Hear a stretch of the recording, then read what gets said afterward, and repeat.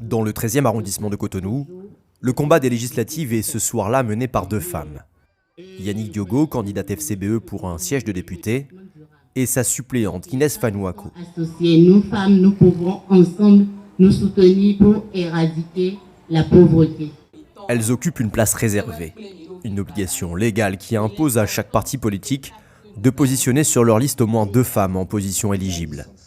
De telle sorte qu'à l'issue du scrutin, 24 femmes siégeront au Parlement, une première au Bénin. Un quota nécessaire selon les candidates pour se faire une place dans un milieu très masculin. Nous avons fait cette bataille durant des années. Et à chaque fois quand il s'agissait de positionner des femmes pour les élections, surtout législatives, les femmes sont reléguées en arrière. Et donc il fallait forcément une loi pour imposer cela. Aujourd'hui, il est encore difficile d'être une femme en politique, affirme la candidate. Quel que soit le parti, elles sont souvent jugées illégitimes. La société a imposé des devoirs à la femme, mère, épouse, au foyer et tout. Mais pas députée. Pas députée, pas députée.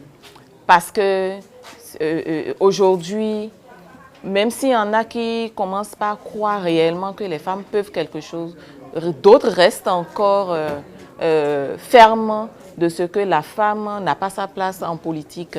Cette autre candidate applaudit également la mesure. Christelle Ndonugbo, de l'UPR, la mouvance présidentielle, estime qu'elle permettra un élan féminin dans la société.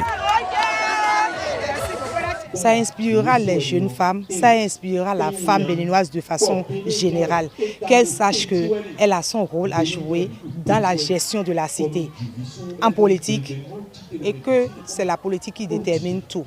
Les femmes resteront cependant minoritaires au Parlement. Seulement 24 sièges sur 109 leur seront réservés.